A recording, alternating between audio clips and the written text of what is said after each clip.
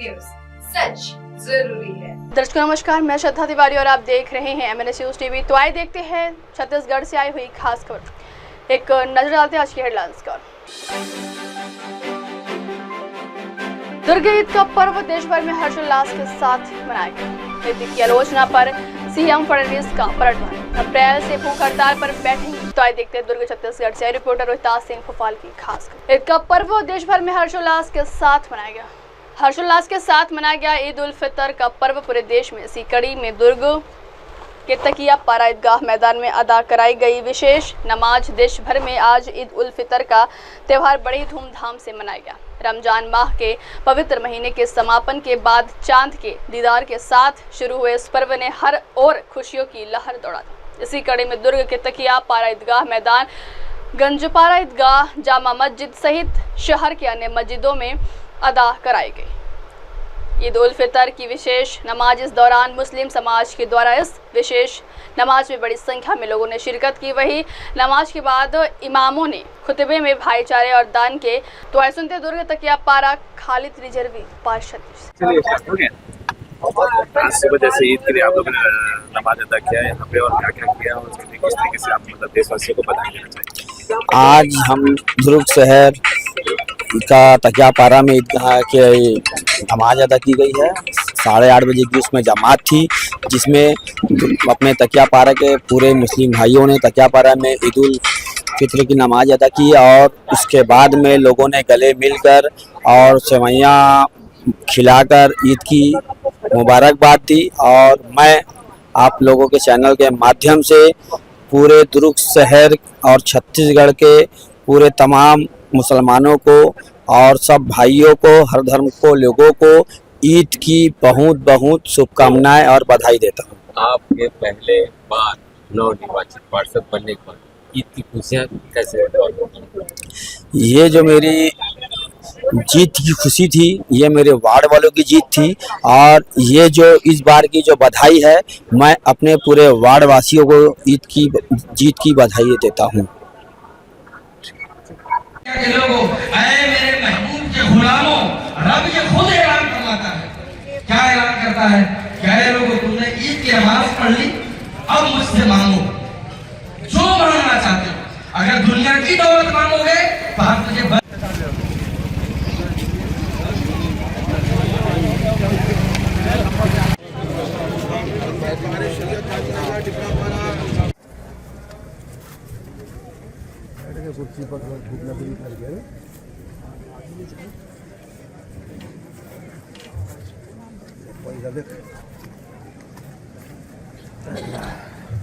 दिन गुजारने के तौफीक अता फरमा, इबादत करने के तौफीक अता फरमा, तौबा इस्तिग़फ़ार करने के तौफीक अता फरमा।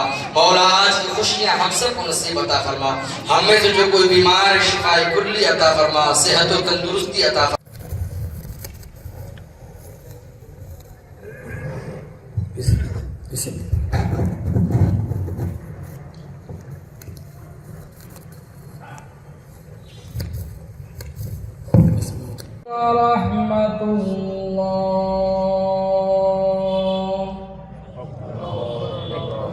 अल्लाहु अकबर ला इलाहा इल्लल्लाह, अल्लाहु अकबर वलिल्लाह।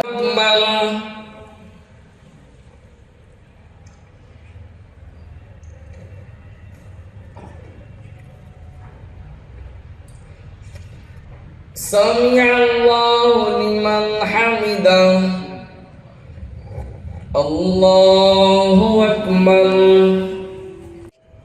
अल्लाहु अकबर, अल्लाहु अकबर, अल्लाहु अकबर।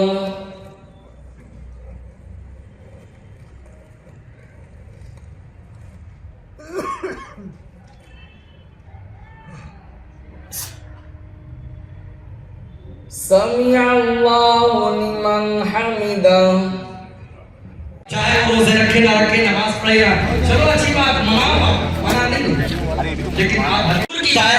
इसके अलावा जो हमारे पास वक्त है तो उसको जाकर मस्जिद में गुजारा जाए। अगली खबर, नीति की आलोचना पर सीएम फडणवीस का पलटवार। नई शिक्षा नीति एनईपी भारतीय शिक्षा प्रणाली की कांग्रेस प्रमुख सोनिया गांधी ने कड़ी आलोचना की। उनकी आलोचना पर महाराष्ट्र के मुख्यमंत्री ने पलटवार किया है। महाराष्ट्र के मुख्यमंत्री देवेंद्र फडणवीस ने सोमवार को नई शिक्षा नीति की सराहना करते हुए कहा कि एनईपी भारत की शिक्षा प्रणाली का भारतीयकरण है। फडणवीस ने नागपुर में संवाददाताओं से कहा, मुझे लगता है कि यह भारत की शिक्षा प्रणाली का भारतीयकरण है। यह कांग्रेस संसदीय दल की अध्यक्ष सोनिया गांधी द्वारा एनईपी के मुद्दे पर केंद्र की तीखी आलोचना के बाद आया है, जिसमें उन्होंने द हिंदू में लिखे एक लेख में केंद्र पर 3 मुख्य एजेंडे केंद्रीकरण, व्यवसायीकरण और सांप्रदायिकरण को लागू करने का आरोप लगाया था।